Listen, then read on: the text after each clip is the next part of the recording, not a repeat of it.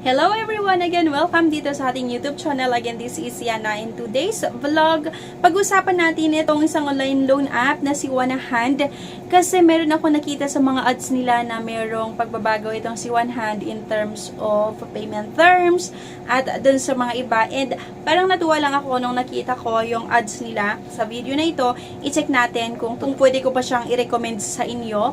I-try natin na mag-loan at tignan natin kung paano yung mga interest rate nila, yung mga processing fees, yung payment terms nga nitong si One Hand, at kung mabilis nga ba siya mag-approve kapag mag-try tayo na mag-apply sa loan app na ito. So, itong si One Hand, sa mga hindi pa nakakaalam, pwede niyo siyang i-download sa Google Play Store. I-search lang natin itong si One Hand online cash loan app na under daw siya ng WeFund Lending Corp. Kapag na-download nyo siya, kailangan yung mag-input ng inyong mobile number at meron kang matatanggap na verification code na kailangan mo lang ilagay dito. And just click sign up at makikita mo itong please read the following agreement, yung privacy policy at yung service agreement na kailangan mong mag-agree.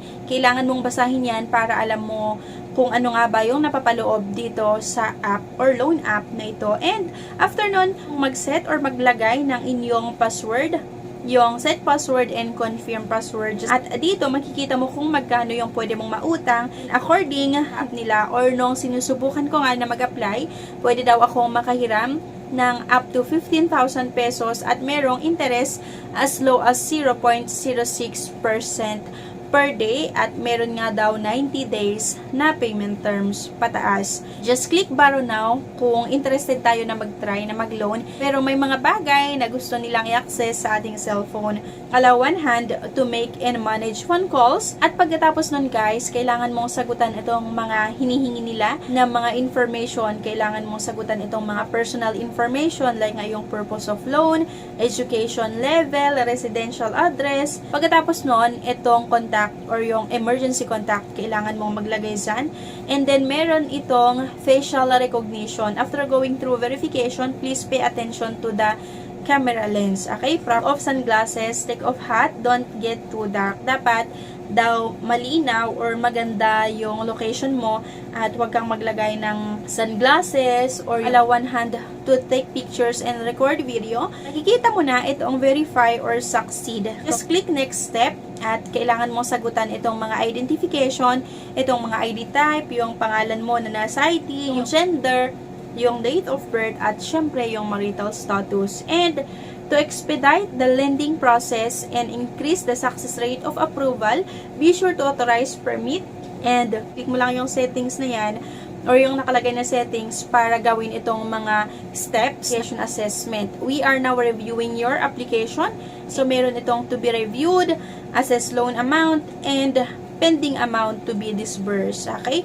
Makikita mo kung saan na, kung anong proseso na yung ginagawa ni One Hand. Ito guys, yung mga withdrawal method ni One Hand, pwede sa GCash, pwede din sa via bank, BDO, BPI.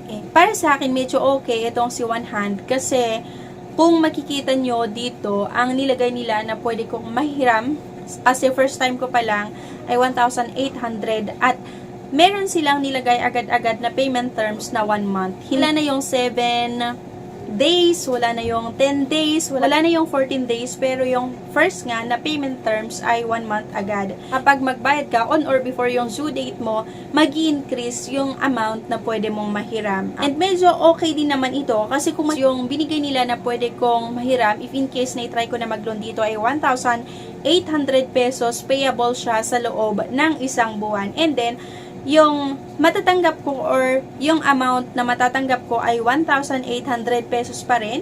So, makikita natin guys na wala silang naikaltas dito or wala silang mga processing fees, yung mga service fees, or kung ano-anong mga charges na kinaltas. Matatanggap ko ng buo yung 1,800 pesos at yung monthly repayment amount or yung babayaran ko after 1 month ay 2,062.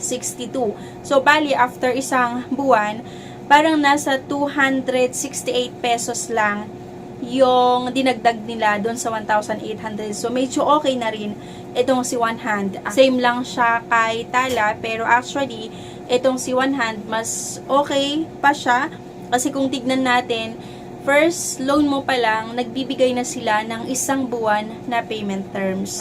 Actually, si One Hand before, hindi ganun kahaba yung payment terms na ino-offer nila. Pero natuwa nga ako kasi ngayon pala talaga, nag-offer sila ng 1 month na payment terms kahit first time mo pala na mag-try na mag-loan sa kanila. And pagdating din sa mga service fees, mababa din. Hindi siya ganun kalaki yung pinapatong nila, at ang nakakatuwa ay matatanggap mo ng buo yung loan proceeds. So, wala na silang ikakaltas or hindi sila nagkakaltas.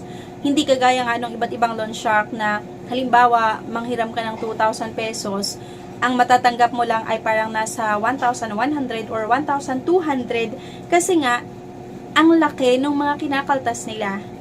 Pero dito kay One Hand, okay siya. Pwede ko siyang i-recommend sa inyo. And then, once na gusto mong ituloy na mag-apply dito nga, meron ulit yung mga privacy policy at yung loan agreement na kailangan mong basahin.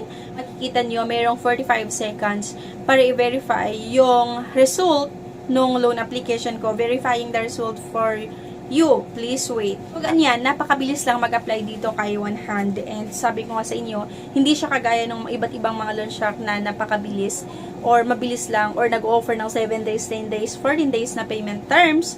Pero dito kay One Hand, napakaganda or masasabi ko na isa siya sa mga nire-recommend ko na loan app.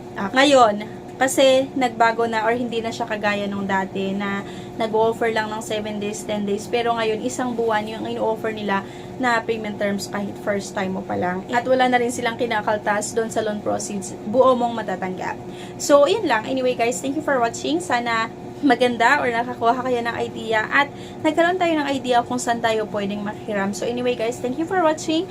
Please don't forget to click the subscribe button. Please like this video and don't forget na rin na i-share sa mga kakilala nyo. Thank you and bye-bye.